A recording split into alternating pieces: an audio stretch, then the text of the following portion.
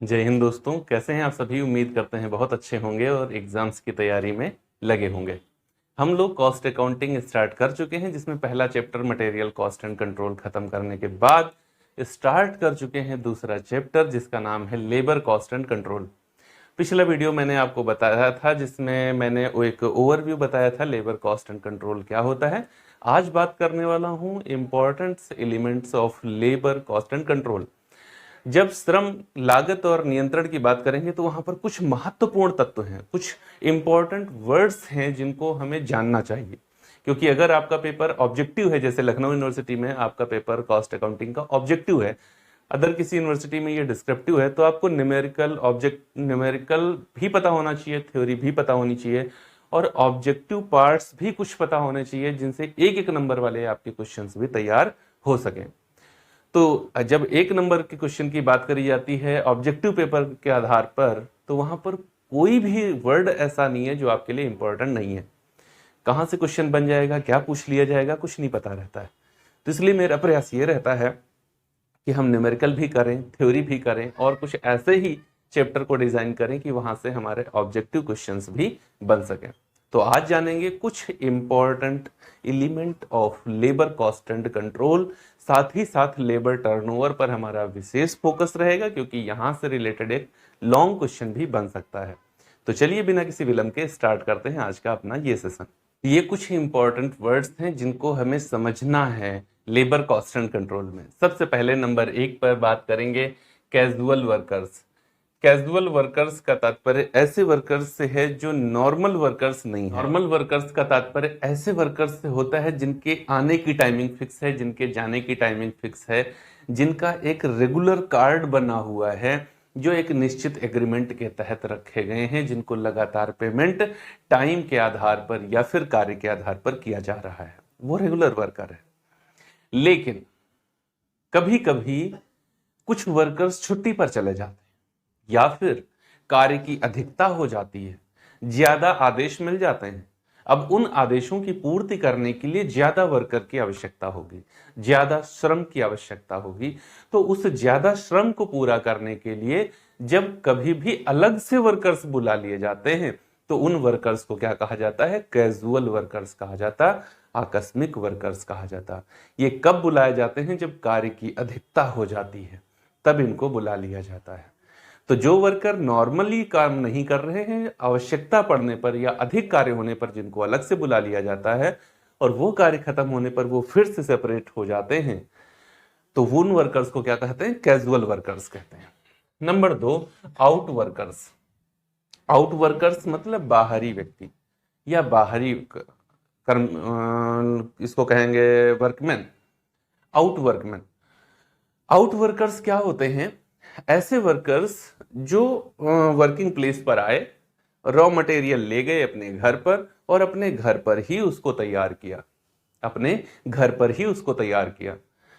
फिर वो जब फिनिश गुड्स बन गया तो उसको जाकर के फैक्ट्री में जमा करके आ गए। ऐसे वर्कर्स को क्या कहेंगे? वो आउट वर्कर्स हैं। आउट वर्कर्स जो होते हैं, ये इन पर जो कंट्रोल करने की कॉस्ट होती है वो बहुत कम होती है, क्योंकि इनको कंट्रोलिंग की आवश्यकता नहीं होती है। कंट्रोलिंग के घर घर कंट्रोल करने के लिए थोड़े जाएंगे। ये सेल्फ डेवलप्ड होते हैं, अपने आप मोटिवेट होते हैं, सेल्फ मोटिवेटेड होते हैं, अपने आप ही मोटिवेट होते रहते हैं। उत्पादन, इनको पता है कि जितना ज्यादा उत्पादन करेंगे उतना ज्यादा हमको पेमेंट मिल जाएगा। तो ऐसे वर्कर जो वर्किंग प्लेस से रॉ मटेरियल अपने घर पे लेके आते हैं और घर पे उत्पादन करते हैं, फिर उसके बाद में जाकर के वहां जमा करके आते हैं और उसकी एक स्लिप ले लेते हैं और उसी स्लिप के आधार पर उनको पेमेंट हो जाता है। यहां ध्यान रखने वाली एक बात और है, कुछ वर्कर्स ऐसे होते हैं जो वर्किंग प्लेस पे होते हैं, लेकिन वर्किंग प्लेस से उन्हें भेजा जाता है अलग अलग काम करने के लिए। जैसे कारपेंटर हो गया, फर्नीचर बनाने वाला, वर्किंग प्लेस पे है, फिर जाता भी है अलग अलग घरों में काम करने के लिए भी जाता है, तो वो भी आउट वर्कर है। इसी तरीके से प्लम्बर है, इलेक्ट्रीशियन है, वर्किंग प्लेस पे है लेकिन अलग अलग जगहों पर उसको कार्य करने के लिए, रेफ्रिजरेटर को ठीक करने वाले लोग, ऐसे सारे लोग। तो ये सब क्या है? ये सारे के सारे आउट वर्कर्स हैं। ये जहां पर कार्य करने जाते हैं, वहां से जब कार्य करके आते हैं तो फोरमैन से एक स्लिप पर सिग्नेचर करा लेते हैं और इनका कार्य किया हुआ मान लिया जाता है। तो आउट वर्कर्स जो वर्किंग प्लेस पर काम नहीं करते बल्कि अपने घर पर या वर्किंग प्लेस से अलग हट करके कहीं कार्य करते हैं, लेकिन कार्य वो प्रोड्यूसर के लिए ही कर रहे होते हैं, वो आउट वर्कर्स कहलाते हैं। Okay, over time. Over time का मतलब क्या होता है? एक नॉर्मल टाइम होता है, एक ओवर टाइम होता है। नॉर्मल टाइम का मतलब है जैसे किसी भी कर्मचारी को 8 घंटे कार्य करने के लिए नियुक्त किया गया, वो सुबह 8 बजे जाता है और शाम 4 बजे तक काम करता है। सुबह 8 बजे जाता है, 8 AM टू 4 PM उसको अपॉइंट किया गया काम करने के लिए। लेकिन कितना हुआ? 8 आवर्स। लेकिन उसने क्या किया, किसी दिन ज्यादा कार्य होने की वजह से किसी दिन उसने 8 to 4 PM नहीं किया, उसने 8 to 6 PM काम किया। अब कितना हो गया? 10 आवर्स हो गया। तो 10 - 8 = 2 आवर्स जो है, ये क्या हो गया? 2 आवर्स ओवर टाइम हो गया। जब कोई वर्कर अपने निर्धारित समय से अधिक समय कार्य करता है वर्किंग प्लेस पर रह करके, तो उस अतिरिक्त समय को अधिक समय ओवर टाइम कहा जाता है। एक क्वेश्चन इसका ऑब्जेक्टिव बहुत बनता है, ओवर टाइम की मजदूरी, ways of over time normally कितनी होती है? तो डुअल होती है नॉर्मल वेज से। अगर 1 रुपया पर घंटा दिया जा रहा है नॉर्मल वेज, तो फिर जो ओवर टाइम की वेज है वो 2 रुपया पर आवर होगी। अगर कुछ नहीं कहा गया तो, कुछ कहा गया तो अलग बात है, नहीं तो वो डुअल कम से कम होती है। ट्रिपल हो सकती है, उसके भी आगे हो सकती है, लेकिन कम से कम डुअल होती है। लीव विद पे। लीव विद पे का मतलब क्या भाई? देखो, हमने बताया आपको कि लेबर, जब एलिमेंट ऑफ कॉस्ट बताया था तब बताया था लेबर 2 तरीके का होता है, direct labour, indirect labour. Direct labour वो है जो डायरेक्ट प्रोडक्शन में इन्वॉल्व है, वो डायरेक्ट लेबर है। जो मशीनरी पर प्रोडक्शन के संदर्भ में काम कर रहा है वो डायरेक्ट लेबर है। और जो वर्किंग प्लेस पर मौजूद है लेकिन प्रोडक्शन में डायरेक्ट इन्वॉल्व नहीं है, वो इनडायरेक्ट लेबर है। तो एग्जाम्पल के तौर पर डायरेक्ट लेबर जैसे फर्नीचर को बनाने वाला कारपेंटर डायरेक्ट लेबर है। मशीन पर किसी वस्तु का उत्पादन करने वाला लेबर डायरेक्ट लेबर है।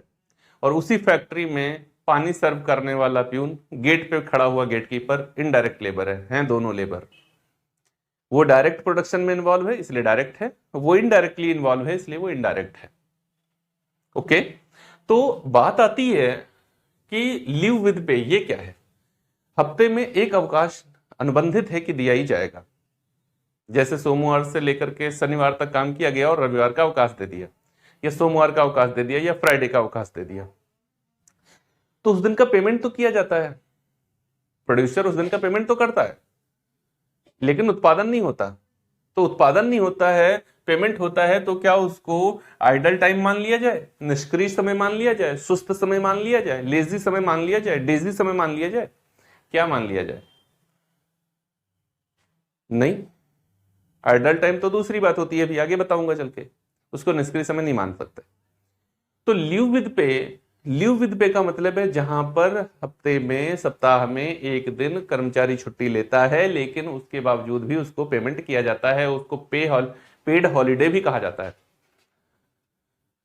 इसको क्या मानना चाहिए? तो ये क्वेश्चन अगर आएगा ऑब्जेक्टिव में, तो लीव विद पे या पेड हॉलीडे को क्या माना जाता है? तो इसको ओवरहेड माना जाता है। इसको क्या माना जाता है? इसको ना तो डायरेक्ट लेबर माना जाता है, ना इनडायरेक्ट लेबर माना जाता है, इसको ओवरहेड मान लिया जाता है। ओके, अब बात करते हैं आइडल टाइम। आइडल टाइम निष्क्रिय समय, लेजी टाइम, सुस्त समय, ये सब कुछ इसको कहा जाता है। निष्क्रिय समय, ये भी सब कुछ। आइडल टाइम का तात्पर्य उस समय से होता है जहां पर वर्कर वर्किंग प्लेस पर है लेकिन काम नहीं कर रहा है। वर्कर वर्किंग प्लेस पर है लेकिन काम नहीं कर रहा है, यह सुस्त तरीके से काम कर रहा है, तो उसको कहते हैं आइडल टाइम। ये 2 तरीके का होता है। नंबर 1 होता है नॉर्मल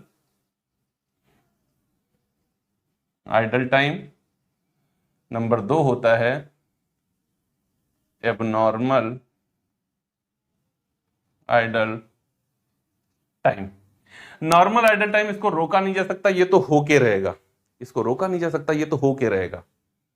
कुछ लोगों की आदत ही होती है, हाथ बंद नहीं होगा, लेकिन काम आपको उतना नहीं मिलेगा जितना होना चाहिए।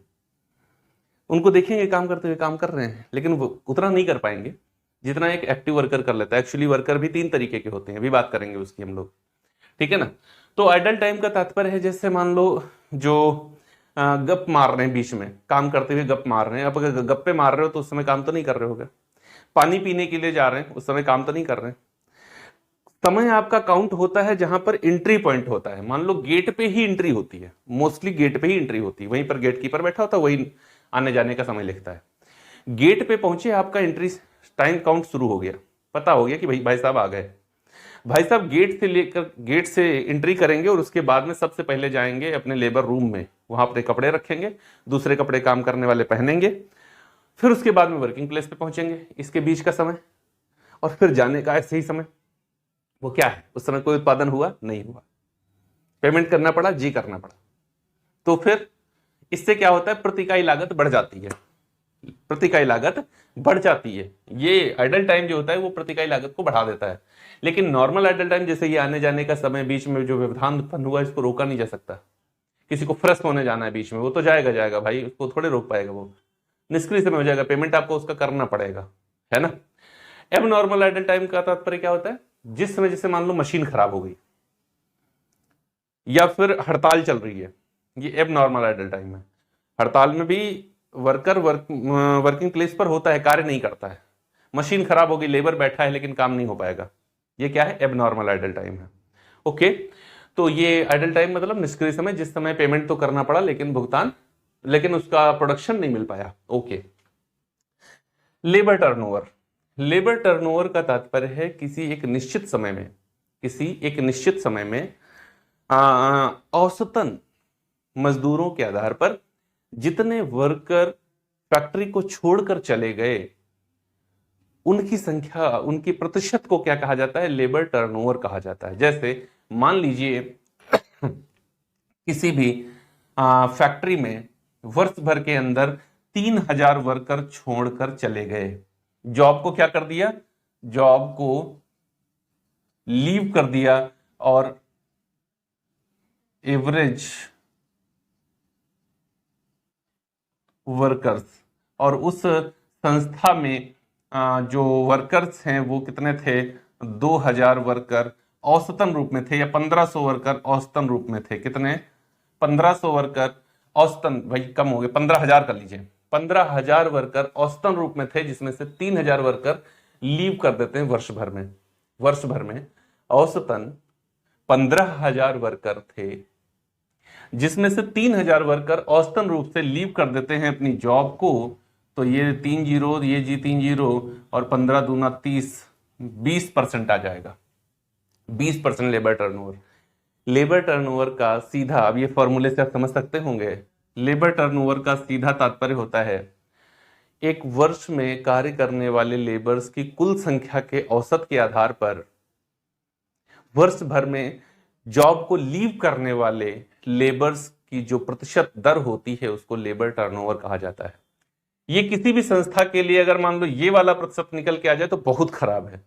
1% हो, 3% हो तो ठीक माना जाएगा, लेकिन अगर वो 15-20% हो जा रहा है तो वो संस्था अच्छी नहीं मानी जाएगी, क्योंकि इसका मतलब है कि वहां पर लेबर्स असंतुष्ट रहते हैं, वहां पर बाकी फैक्ट्रीज की अपेक्षा कम पेमेंट दिया जाता है, वहां पर लेबर्स वेलफेयर के लिए अच्छे से काम नहीं किया जाता है, वहां का मैनेजमेंट अच्छा नहीं है, वहां पर एक स्वस्थ कंपटीशन, एक हेल्दी कंपटीशन नहीं है। इस वजह से लोग ज्यादा उस जगह को छोड़ रहे हैं, जाते तो हैं लेकिन बाद में उसको लीव कर देते हैं, छोड़ देते हैं। तो इसके आधार पर यह अनुमान लगाया जा सकता है कि ये जहां पर कार्य की दशाएं कैसी हैं। अगर ये परसेंटेज कम है तो इसका मतलब कार्य की दशाएं बेहतर हैं, और अगर ये परसेंटेज ज्यादा है इसका मतलब है कार्य की दशाएं बेहतर नहीं है।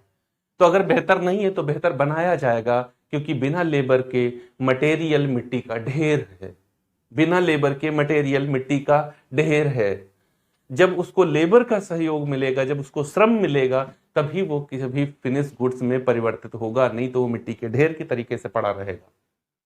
तो अब बात आती है कि ये लेबर टर्नओवर कितने तरीके से काउंट किया जा सकता है। तो इसके 3 मेथड हैं। एक है आपका separation method, separation method, number 2 है रिप्लेसमेंट मेथड,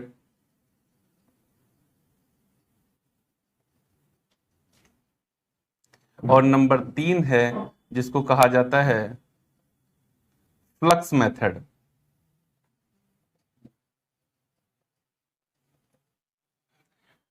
यहां पर जब हम लोग को लेबर टर्नओवर निकालना होगा, labour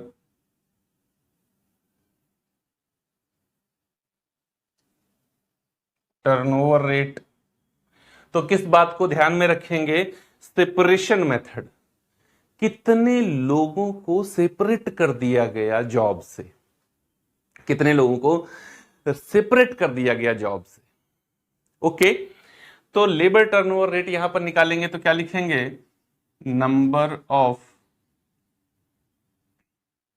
workers separate upon average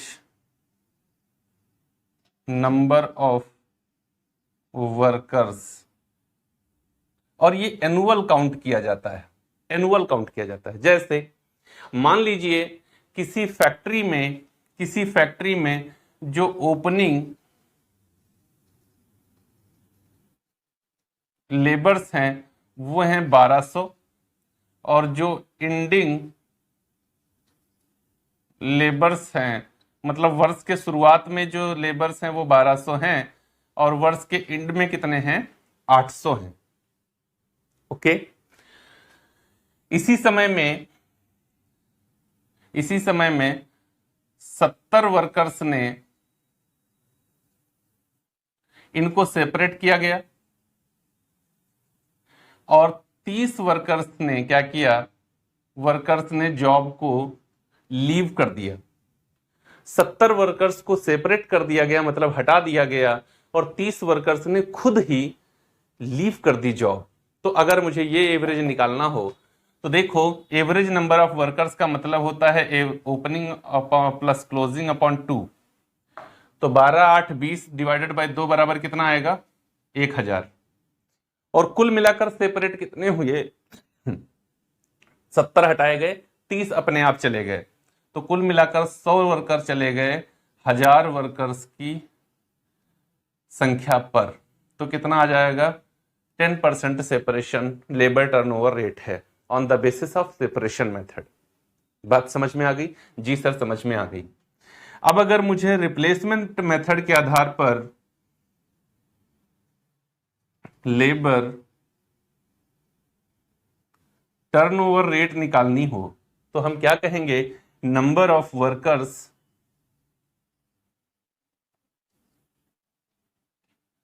replaced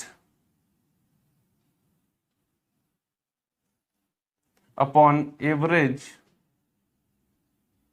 number of workers.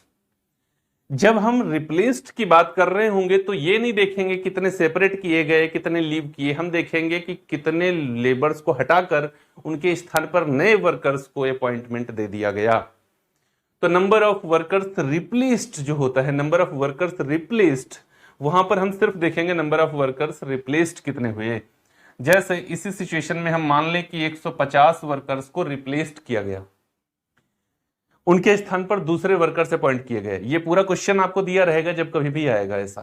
तो अगर मैं इसी क्वेश्चन के आधार पर मान लूं 150 वर्कर्स को रिप्लेस किया गया, तो इनका परसेंटेज कितना हो जाएगा? 15% रिप्लेसमेंट के आधार पर लेबर टर्नओवर रेट है। अच्छा देखो, ये बताता है केवल सेपरेशन और ये बताता है रिप्लेसमेंट। तो ना तो ये स्थायी है ना तो ये स्थायी है, क्योंकि ये भी गए हैं और ये भी गए तो दोनों है।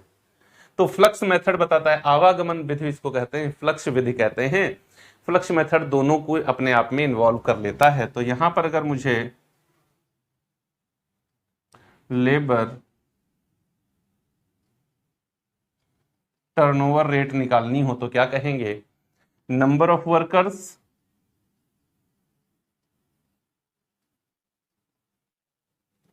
Separate plus number of workers replaced upon average number of workers.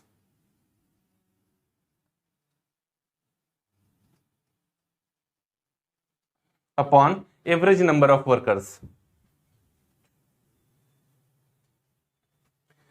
इसी के आधार पर अगर इसको हम लोग कैलकुलेशन करने चलें तो 100 वर्कर का सेपरेशन किया गया और 150 का replacement. Average number of workers का मतलब बिल्कुल वही रहेगा, ये नहीं बदलेगा।